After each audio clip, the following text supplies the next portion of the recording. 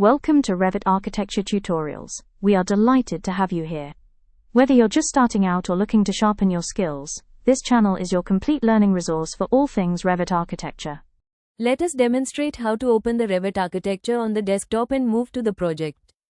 Double-clicking on the desktop icon of Revit Architecture 2026 will lead to an opening window of Revit 2026, as you can see in the window. Once you've located the Revit Architecture icon on your desktop, double-click it to launch the software.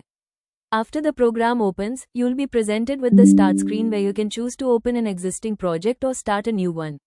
Select your desired project from the list of recent files or navigate to its location using the Open option, and Revit will load your chosen project, allowing you to begin your work. Now you will come to the Recent File window, where you can see the thumbnails of the projects, families and templates.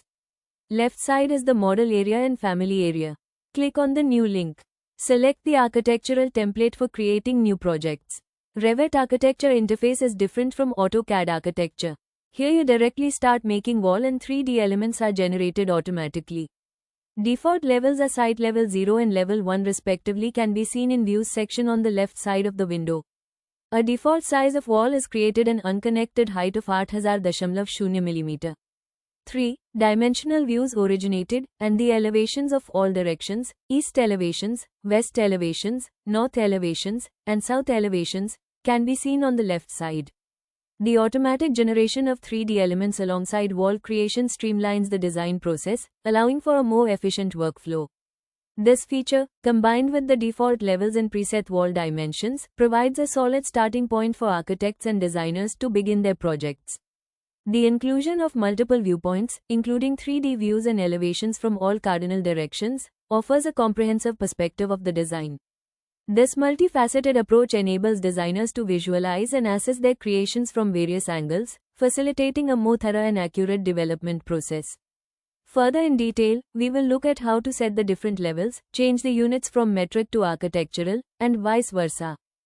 As you can see from the disorganized level marks or annotations, we need to add levels and properly assign the labels. Depending on regional trends and requirements, the architecture, engineering, and construction industries utilize a variety of dimensions in their documentation and construction phases.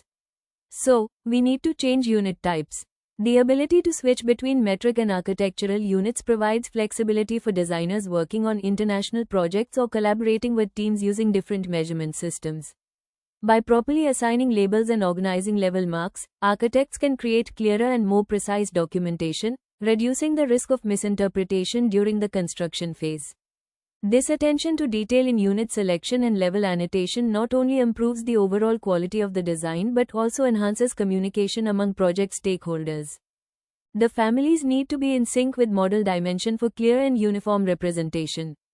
Implementing standardized unit conversion protocols within design software can streamline the process of switching between measurement systems, ensuring consistency across all project documents. Utilizing intelligent level annotation systems that automatically adjust to the chosen unit type can further enhance accuracy and reduce the likelihood of errors during unit conversions. Additionally, developing custom family libraries that are compatible with multiple unit systems can improve workflow efficiency and maintain design integrity across diverse project requirements.